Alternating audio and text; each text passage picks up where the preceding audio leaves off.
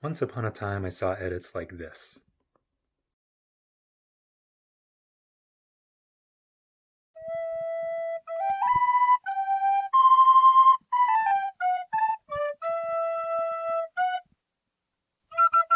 Nostalgia is a powerful emotion, and especially powerful as it relates to childhood and to the sports heroes that we looked up to then, not the least of which are NFL quarterbacks.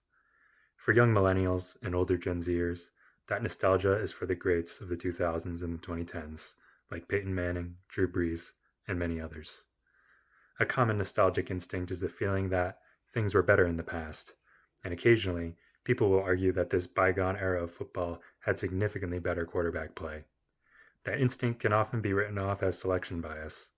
Another example of this happening is how people often say that music from the past is better than current music.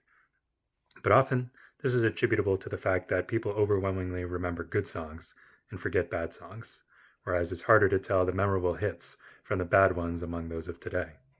In other words, it's easier to make a great playlist of songs when you can pick from the best songs of a bygone decade that are still popular now than it is to make a great playlist of just hits from the current year.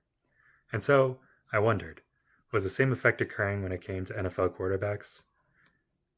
Were we late 90s and early 2000s kids just remembering the handful of greats over the course of our childhood and forgetting the many middling and bum signal callers of the time? And thus, I set out to see if there truly was a great bygone era of NFL QB play, and to see which single season was, league-wide, the greatest QB season of the 21st century. The first thing to do was to list out every starting QB for every team, at least for a majority of the season. Next came highlighting who among them were Hall of Famers. Obviously, there's a significant lag time between player retirement and when they can get into the Hall of Fame, meaning recent history is a little more barren. So let's add another layer, what we'll call very likely to be Hall of Famers. Among these are those whose Hall of Fame score on Pro Football Reference exceeds the average Hall of Fame QB score. So this adds surefire guys like Tom Brady and Drew Brees, and perhaps the somewhat tainted Aaron Rodgers. Next, we'll layer in some fringe Hall of Fame guys, those who are close to the Hall of Fame score and have championships to back it up. Call that Patrick Mahomes and Ben Roethlisberger. Now, this gives us an idea of how many Hall of Fame QBs were playing season to season. Granted, we'll need to see how contemporary player careers pan out to have an idea of what that number is recently. The next thing to do is to count how many additional great QBs were playing season to season. These are guys that have hardware or statistics or a combination of the two that make them exceptional players. Guys that, even if they don't make the cut for the Hall of Fame, still can fairly be counted toward being real contributors to the quarterbacking of the league in their given seasons. A statistical great who doesn't have the hardware to back it up is a guy like Phillip Rivers. A hardware great who isn't quite as statistically great is someone like Eli Manning. And now we'll fill out those guys. We'll keep a tally of these for how many Hall of Fame and great QBs were playing in the league at a given time. And finally, we'll also layer on the league-wide offense stats to have a pulse on how good offenses were season to season. We'll track passing yards per game, total offensive yards per game, and even yards per play and pass TDs per game. With all these in hand, I'll stake my claims on which seasons were the greatest for quarterbacks. 2013. A lifetime ago in many ways. The current second worst NFL commentator, Tony Romo, was still a starting quarterback for the Dallas Cowboys. Offensive lineman Eric Fisher was taken first overall in the NFL draft by the Kansas City Chiefs. The first quarterback to be drafted only went at the 16th pick, E.J. Manuel, to the Bills. Thrift Shop by Macklemore was the most successful single on the Billboard pop charts for the year. Kevin Durant was starting what would be his MVP season. Maybe to younger folks, these all sound like ancient history, but to be honest, it feels so recent to me. And meanwhile, we saw a prolific quarterbacking season from all over the league. 9 quarterbacks threw for over 4,000 yards, and 5 threw for more than 30 touchdowns. 5 likely Hall of Famers were under center, including Tom Brady, Peyton Manning, Aaron Rodgers, Drew Brees, and Big Ben. 11 more QB greats, as we've loosely defined them, were also starting, including Phillip Rivers, Alex Smith, Andrew Luck, Joe Flacco, Carson Palmer, Russell Wilson, Matt Ryan, Cam Newton, Matt Stafford, Kirk Cousins, Tony Romo, and Eli Manning. Drew Brees had one of the greatest quarterback seasons ever, among his long resume of incredible seasons. He threw for 5,162 yards and 39 touchdowns, his fourth season breaking the 5,000-yard threshold. It would often qualify as an MVP season. Unfortunately, the award would once again elude Brees because Peyton Manning was on the Broncos and in the same season threw 5,477 passing yards and the active record 55 passing touchdowns. Additional points of note for this season. December 15th, the Sunday slate of Week 15 saw the most NFL points ever scored in a single day, 763 points across 14 games, including a legendary 56-31 Chiefs over Raiders game where Jamal Charles had 5 touchdowns, 4 of them receptions from Alex Smith. In the playoffs, Andrew Luck and his Colts would come back from down 38-10 to beat those same Chiefs 45-44, a game that had a record 1,089 yards of combined offense for a playoff game. The Super Bowl looks like it might have been an explosive, if one-sided, quarterbacking performance, where the Seahawks overcame the Broncos 43-8. However, 3 of the Seahawks' touchdowns did not involve a throw from quarterback Russell Wilson, one coming from a Marshawn Lynch rush, one from a Percy Harvin kickoff return, and one from a Malcolm Smith pick six, which, of course, is one of the great ironies in NFL history, where Peyton Manning had one of the greatest QB seasons ever, only to end it with one of the most brutal Super Bowl performances. But all in all, a great year of quarterbacking, but by my reckoning, only the 5th best. Indeed, there's a lot more great gridiron football to be found. Yep, that's right. I'm saying the 5th greatest league-wide QB season was immediately followed up by the 4th greatest. And I'm not going to provide any historical context again like I did for 2013 because, it's the immediately following year. Although I probably shouldn't completely overlook some of the unsavory context of this season, a lot of which was related to high-profile domestic violence incidents and controversy concerning the league's handling of them overall. But, returning to what happened on the field in 2014, 11 quarterbacks threw for over 4,000 yards, and 9 of them threw 30 or more touchdowns. That same set of 5 Hall of Fame quarterbacks were playing, including Aaron Rodgers adding a 2nd MVP, and Tom Brady adding a 4th Super Bowl ring to their resumes. This year also saw 2 more great quarterbacks become regular starters, rookie Derek Carr on the Raiders and third-year Kirk Cousins on the Washington football team. The parity of the quarterbacking position might have made its way to the actual outcome of the standings. Every team had at least one loss through Week 4, only the 3rd time this happened in the Super Bowl era. This kept up, as no team had more than 12 wins in the regular season. Baltimore's offense and Joe Flacco were clicking in this postseason, managing to beat their division rival Steelers in their own building, 30-17. This put them on a collision course with Tom Brady and the Patriots in Foxborough. This game turned out a classic, with the Patriots eking out a 35-31 win.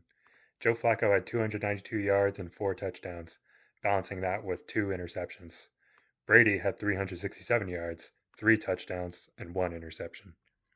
The Patriots followed this up with what was probably should have been a routine, though dominant AFC championship. 45 points, only met with 7 from Andrew Luck's Colts. In fact, it was the most lopsided AFC championship game since Bills over Raiders 51-3 in 1991. But alas, this turned out to be one of the most significantly talked about and pilloried days in Patriots history, and in particular Tom Brady's legacy. Because Tom Brady probably had people deflating the balls he was throwing from 12.5 psi down to 11.5 psi. Indeed, a difference that no one is really able to practically or reliably notice. But we must acknowledge that bringing a football down 1 psi in pressure is to blame when a losing quarterback throws for 126 yards with no touchdowns and 2 interceptions. Or maybe it's all pretty silly. In any case, Brady threw for 226 yards, 3 touchdowns, and 1 interception. 3 more touchdowns came from LeGarrette Blount, who also finished the day with 148 yards. I guess he could really squeeze that 11.5 psi ball. And so to round out my Patriots homerism, let's talk about Super Bowl 49. Russ and the Seahawks were back. And it was a real back and forth affair. Brady was hot and cold, 328 yards, 4 touchdowns, but 2 interceptions against the Legion of Boom. Russ, on the other hand, had by no means a bad game, 247 yards, 2 touchdowns, and an interception. But, of course, an interception heard around the world. It's often framed as the great blunder, of throwing an interceptable ball when you have Marshawn Lynch, one of the most electric postseason running backs in league history. There's some obvious nuance here, though. Lynch had just carried the ball on the previous play, only stopped by Dante Hightower moving heaven and earth to get him down at the 1. For the Seahawks, on second down 4 points and needing a touchdown, with the clock running all the way to 26 seconds, and with only one timeout left, there is clear reason to throw for it. But of course, with hindsight, we know there's clear reason not to. All this to say, as important as quarterbacking is, it's worth appreciating when it's best that they put it into the arms of a capable running back.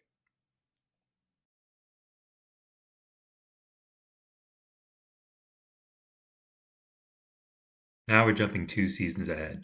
Again, no need to bring up historical context, we're not that far removed from the aforementioned seasons. I'd also rather not talk that much about the year 2016 outside of football. In any case, this year had 4 Hall of Fame level quarterbacks still in the league, the same previous list aside from the freshly retired Peyton Manning. While only 5 quarterbacks made it to 30 passing touchdowns, this season saw a whole 13 of them reach the 4,000-yard mark.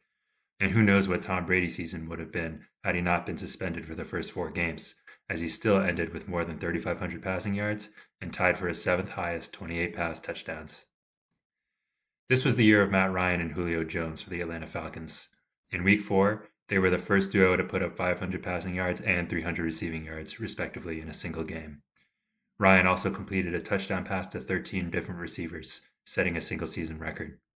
It was far and away Matt Ryan's best season, earning him MVP honors. Aaron Rodgers and the Packers looked to be on a heater on their playoffs run. In their wildcard game against the Giants, he tossed 364 yards and 4 touchdowns en route to a 38-13 win. In the divisional round, he threw for 355 yards, 2 touchdowns, and a pick. This game saw a much closer performance from his counterpart, rookie Cowboys quarterback Dak Prescott, who threw for 302 yards, 3 touchdowns, and a pick. The Packers would hit the wall once again in the NFC Championship game, where MVP Matt Ryan and the Falcons would hang 44 points on them, including a 24-0 first half. Matt Ryan had a huge game, 392 yards, 4 touchdowns, and a rushing touchdown. 180 of those yards and 2 of those touchdowns were to none other than Julio Jones. On the other side of the bracket, Tom Brady and the Patriots got another postseason win over the Steelers, with Brady throwing 384 yards and 3 touchdowns to ease their way to a 36-17 win. And of course, this sets up one of the most infamous Super Bowl games ever played. It's the 28-3 game.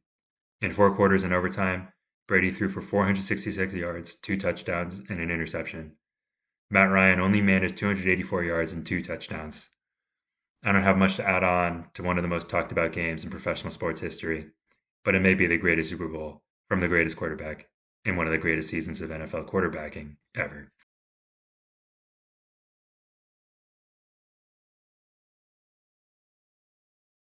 Relatively speaking, a huge time jump now. The year 2020. A pandemic ravaging the world. Schools and colleges shutting down. People working virtually from home. The NBA and MLB seasons postponed. It was a dark time, but they still tried playing a football season. And perhaps because the different atmosphere without fans and social distancing, it turned out to be the most prolific season of offense, with the most yards of total offense per game and the most points scored ever. 5 likely Hall of Famers were under center. It was Drew Brees' last ride. Big Ben and his Steelers started 11-0.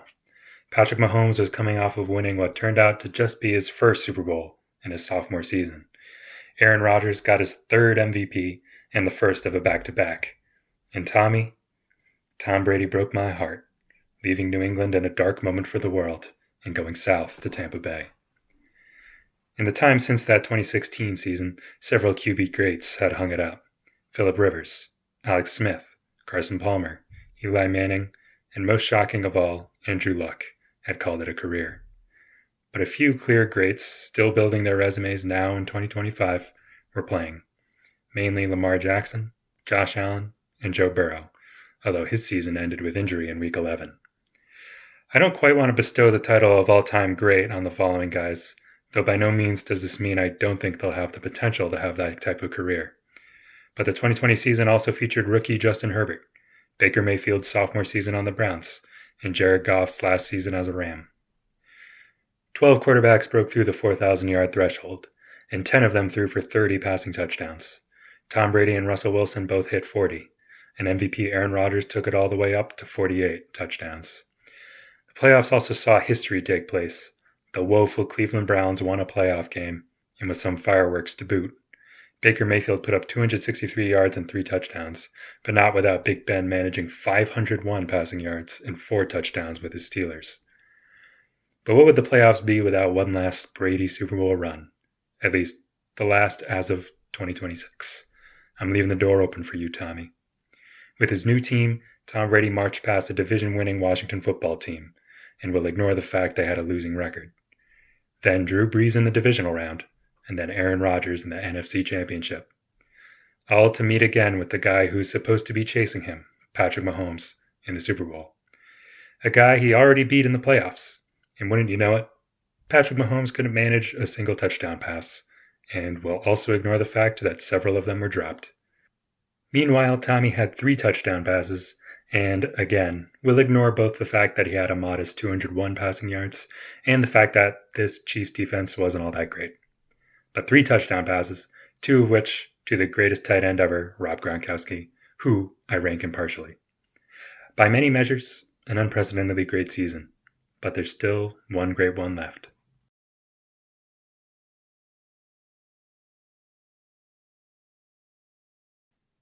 Yep, wouldn't you know it? We're jumping back in time again to 2015, right back in the heat of those same seasons. In this season, we had the original 5 Hall of Fame quarterbacks that we started with: Tom Brady, Aaron Rodgers, Drew Brees, and eventual Super Bowl winner Peyton Manning. But breaking from that core 5 Hall of Famers is the fact that Cam Newton earned the MVP in his sophomore season. He was one of 12 great quarterbacks on the field, same as in 2014, aside from the retirement of Tony Romo. But the main distinctions are that this season saw 12 quarterbacks go for over 4,000 yards, and 11 of them throw over 30 touchdowns. In fact, this season saw the most league-wide pass yards per game ever. One thing to highlight is that this season saw a Week 8 game with the most combined passing touchdowns ever. Eli Manning threw 6 touchdowns in vain against Drew Brees' 7. Week 15 saw one of the crowning games of Cam Newton's MVP season, where he put down a 100-yard rushing performance, as well as 340 yards and 5 touchdowns through the air against also the Giants, where Eli Manning had a 4-touchdown game. A second great performance from Eli that was overshadowed by an even better one. Eli, perhaps I treated you too harshly. The wildcard weekend of this postseason saw what looked like pretty big games, including a 30-0 Chiefs drubbing of the Texans. Although when you look into it, the Chiefs just had 2 offensive touchdowns, and the shutout came off the back of 4 Texans interceptions. And man, if I had a nickel for every time a Texans quarterback had 4 interceptions in a playoff game.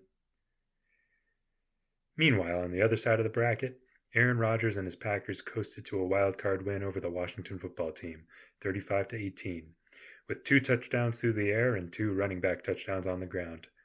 A young Kirk Cousins put up a respectable performance himself, throwing for 329 yards and a touchdown. The divisional round was a different story, with all 4 games ending within 1 score.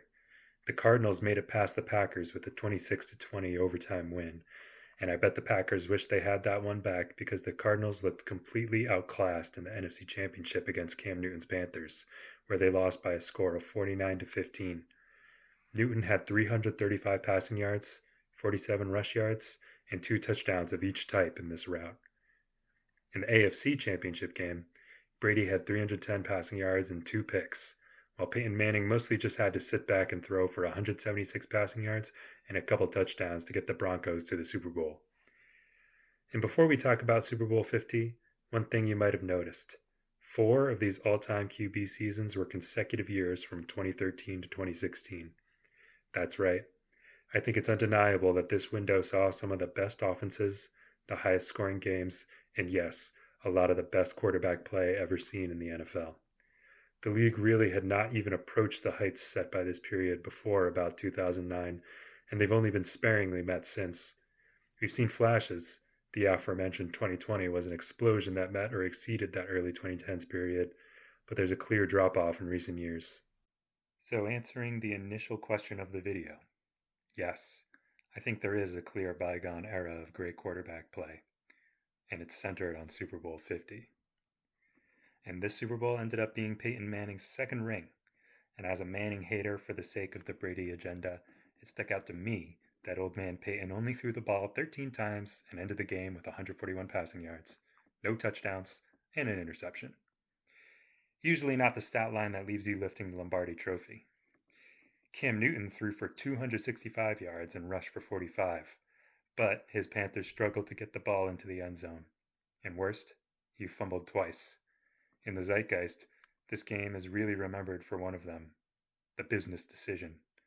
Von Miller, the eventual game MVP linebacker, stripped Newton of the ball, and the replay clearly showed Newton hop step away from the ball in hesitation rather than fall on it. Fairly or not, it came to symbolize a controversial mindset of putting health and career over the competitive drive to win. At the end of an immaculate season marked by, ironically in this moment, exceptional athleticism and physicality, and right at the threshold of a championship. It's hard to say what would have become of this game if Newton fell on the ball, or what would have become of his health and career. Time has somewhat proven him right. I watched Newton in the waning years of his career on the Patriots. By no means a bad season, but it was clear that the hits he had taken were adding up, and that he wasn't the same level of athlete he once was. But in terms of what I think we ought to take from this Super Bowl, the Super Bowl that ended the greatest quarterback season in NFL history, and one that saw two quarterbacks, legendary in unique ways, put up quite pedestrian or even outright bad performances, well, here come the cliches. Football is a team sport, and defense wins championships.